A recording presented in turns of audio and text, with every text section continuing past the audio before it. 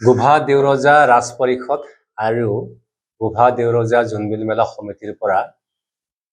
বাপতি সাহোন বহাগ বিহু আৰু গোভা বহাগ বিহুৰ লৈ বহাগ বিহুলৈ অসমবাসী ৰাইজক আমি সাদৰ সম্ভাষণ জনাইছো যে বাপতি সাহোন বহাগ বিহুৰ পিছতে আমাৰ গোভা বহাগ বিহু আৰম্ভ হয় আৰু গোভা বহাগ বিহু 1400 শতিকাৰ পৰা আৰম্ভ হৈছিল 1400 শতিকাত গোভা ৰজাই ৰাজ্য বিস্তাৰ কৰি আহি কুমাৰখুঞ্জি বুলি কয় বৰ্তমান কুমাৰকুছিত ৰাজধানী পাতিছিল আৰু তেতিয়াৰ পৰাই গোভা ৰজাই মানে কি কয় গোভা বহাগ বিহু পাতি আহিছে আৰু সেই দিন ধৰি সেই তাহানিৰ সেই দিন ধৰি গোভা ৰজাই মানে তিৱাসকলৰ যে লোক পৰম্পৰা লোকাচাৰ সেইবিলাকক বিভিন্ন জাতি জনগোষ্ঠীৰ জৰিয়তে জীয়াই ৰাখিবলৈ প্ৰয়াস কৰিছে আৰু তেতিয়াৰ পৰাই বিভিন্ন চৰকাৰী অনুষ্ঠান বেচৰকাৰী অনুষ্ঠানবিলাক গোভা বিহুক সন্মান জনাই বন্ধ দি আহিছিলে কাৰণ আমাৰ গোভা বহাগ বিহুতে হওক বা মাঘ বিহুতে হওক আমাৰ তিৱাসকলৰ এটা নিয়ম আছে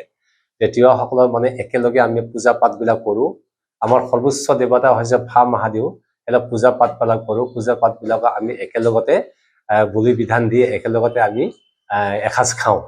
আৰু আমাৰ এইটো নিয়ম ডাঙৰ নিয়ম এটা আছে কি আমি দেৱতাৰ বাবে প্ৰস্তুত কৰা সিদ্ধ অন্ন এটা অংশ গাঁৱৰ এটা কুলে আন এটা কুলক আমি দিওঁ এনেকুৱা মৰম চেনেহেৰে আমি খাওঁ আৰু সেই গোভা বিহুৰ বহাগ বিহুৰ দিনাখনে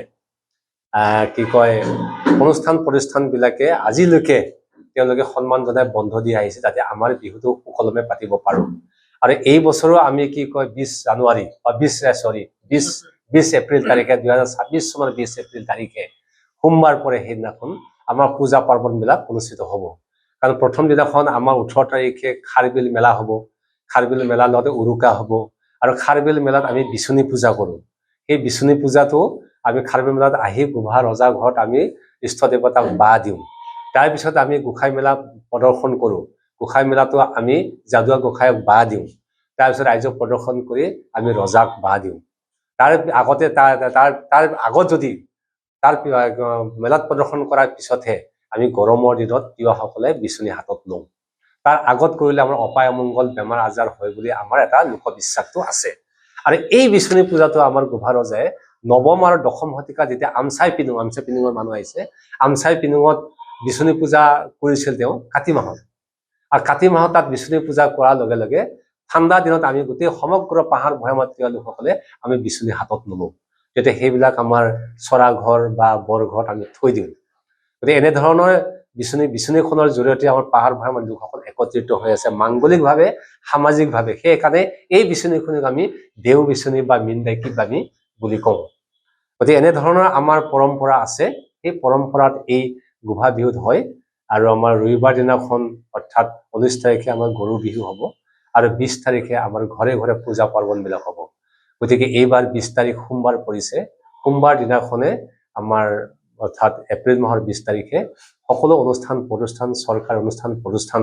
আগতেও সঁহাৰি জনাই আহিছে এতিয়াও সেই দিনাখন বন্ধ ৰাখি আমাৰ এই গোভা বহাগ বিহুৰ দিনাখন বন্ধ ৰাখি যাতে আমাক